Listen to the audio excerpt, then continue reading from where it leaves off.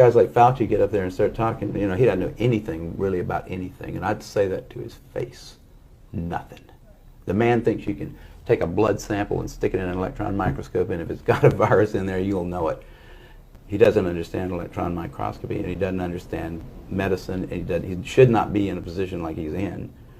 Most of those guys up there on the top are just total administrative people, and they don't know anything about what's going on at the bottom. You know, those guys have got an agenda, which is not what we would like them to have, being that we pay for them to take care of our health in some way.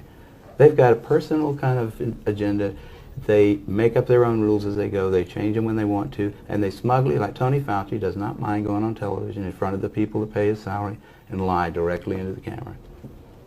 You can't expect the sheep to really respect the best and the brightest. They don't know the difference, really. I mean, I like humans. Don't get me wrong, but basically, the vast majority of them do not possess the ability to judge who is and who isn't a really good scientist. I mean, that's a problem. That's a main problem, actually, with science, I'd say, in this century, because science is being judged by people.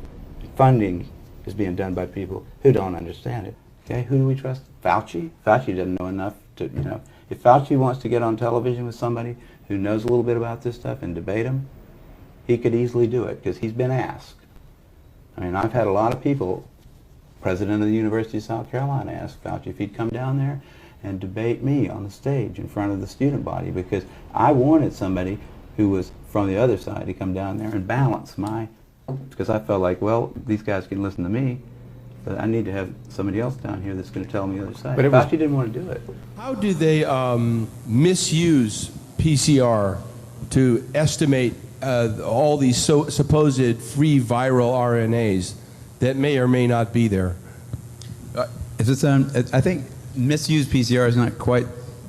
I don't think you can misuse PCR. Actually, no, the results, the interpretation of it. See, if you can say, if they could find this virus in you at all, and with PCR, if you do it well, you can find almost anything in anybody. It starts making you believe in the sort of Buddhist notion that everything is contained in everything else, right? I mean, because if you can amplify one single molecule up to something that you can really measure, which PCR can do, then there's just very few molecules that you don't have at least one single one of them in your body, okay? So that could be thought of as a misuse of it, just to claim that it's meaningful.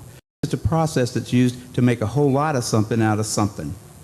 That's what also, it is. But it's not, it doesn't tell you that you're sick, and it doesn't tell you that the thing you ended up with really was going to hurt you or anything like that.